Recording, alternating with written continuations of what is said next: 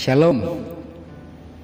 Kita berjumpa dalam renungan pagi yang diambil dari buku Maranatha Tuhan Datang yang ditulis oleh hamba Tuhan Ellen G. White. Sebelumnya mari kita sama-sama berdoa. Ya Tuhan Allah Bapa kami, Allah yang maha baik, yang kami sembah puji muliakan dalam nama Tuhan kami Yesus Kristus. Mengawali tahun 2022 ini ya Bapa, kami datang kepadamu mau belajar untuk lebih peka akan kehendak Tuhan. Bantu kami untuk mengerti akan agendamu, bahkan rencanamu dalam kehidupan kami. Sehingga dengan pertolongan Tuhan, kami bisa menjadi alat Tuhan untuk kemuliaan hormat bagi namamu dan menjadi berkat bagi sesama. Terpujilah namamu ya Tuhan. Dalam nama Yesus kami berdoa. Amin. Pagi ini, renungan pagi kita berjudul Kedatangan Yesus yang pertama. Ayat intinya terdapat dalam Galatia 4 ayat 4 dan 5. Tetapi setelah genap waktunya, maka Allah mengutus anaknya untuk menebus mereka yang takluk kepada hukum Taurat, supaya kita diterima menjadi anak. Keterangannya, kedatangan Juru Selamat telah dinubuatkan di Eden. Ketika Adam dan Hawa pertama kali mendengar perjanjian itu, mereka mengharap supaya hal itu segera digenapi. Dengan penuh kegembiraan, mereka menyambut anak laki-laki mereka yang lahir pertama dengan pengharapan bahwa dialah yang menjadi pelepas. Tetapi kegenapan perjanjian itu lambat terjadi. Mereka yang pertama menerima perjanjian itu meninggal dunia tanpa melihat penggenapannya. Dari zaman Henokh, perjanjian itu diulang-ulang melalui para nabi dan bapa, menghidupkan terus pengharapan akan kedatangannya. Namun ia belum juga datang. Nubuatan Daniel mengungkapkan waktu kedatangannya, tetapi tidak langsung menafsirkan pekabaran itu. Abad demi abad berlalu, suara para nabi bungkam. Tangan si penindas berat terhadap Israel, dan banyak yang telah siap berseru. Sudah lama berselang, tetapi satu penglihatan pun tak jadi. Yehezkiel 12 ayat 22. Akan tetapi seperti bintang-bintang pada perjalanan keliling di lorong-lorong mereka yang telah ditetapkan, ternyata maksud Allah tidak terburu-buru dan tidak terlambat.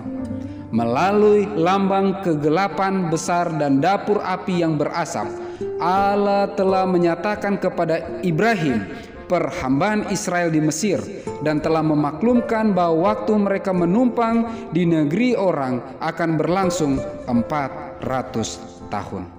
Sesudah itu katanya, mereka akan keluar dengan membawa harta benda yang banyak.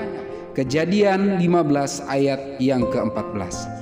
Menentang perkataan itu, seluruh perlawanan kuasa kerajaan Firaun yang sombong itu sia-sia adanya. Pada hari itu juga, sesuai dengan janji ilahi, keluarlah segala pasukan Tuhan dari tanah Mesir. Keluaran 12 ayat 41. Jadi, dalam rapat di sorga, saat kedatangan Kristus telah ditetapkan, ketika lonceng besar waktu menunjuk saat itu, lahirlah Yesus di Betlehem. Setelah genap waktunya, maka Allah mengutus anaknya. Tindakan yang maha kuasa telah mengendalikan pergerakan bangsa-bangsa dan meningkatnya dorongan hati dan pengaruh umat manusia sampai dunia sudah masak untuk kedatangan Sang Pelepas. Kemudian datanglah Yesus untuk memulihkan manusia pada citra kaliknya.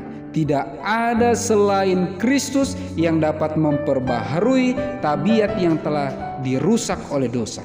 Ia datang untuk mengusir setan yang mengendalikan kemauan. Ia datang untuk mengangkat kita dari debu, untuk membentuk kembali tabiat yang rusak menjadi seperti pola tabiat ilahinya, dan menjadikannya indah dengan kemuliaannya sendiri. Pelajaran renungan pagi hari ini mengingatkan kita, ketika genap waktunya, Tuhan akan menjalankan rencananya bagi umatnya. Dan rencana Tuhan itu tidak pernah tergesa-gesa, tidak pernah terburu-buru, dan tidak pernah terlambat. Rencana Tuhan selalu indah pada waktunya. Yang perlu bagi kita umat-umatnya adalah terus datang kepada Tuhan, mempelajari rencananya bagi kita, menghidupkan agendanya dalam kehidupan kita, sehingga dengan pertolongan Tuhan maka kita akan menjadi umat-umat Tuhan yang setia, yang siap menyambut kedatangannya yang kedua kali. Mari kita sama-sama berdoa. Terpuji-pujilah Tuhan Allah kami yang telah datang menggenapi rencanamu bagi kami manusia ketika Engkau lahir di Betlehem. Dengan pertolongan Tuhan kami mau belajar untuk mengerti rencana Tuhan bagi kehidupan kami, untuk lebih peka akan kehendak Tuhan bagi kehidupan kami, sehingga dengan pertolongan Tuhan kami semua bisa siap menerima meterai Allah yang hidup dan siap menerima roh hujan akhir. Terpuji-pujilah namamu ya Tuhan. Kami sambut berkat-Mu hanya dalam nama Yesus yang adalah Tuhan dan Juru Selamat kami. Amin. Maranatha, Tuhan datang, Tuhan Yesus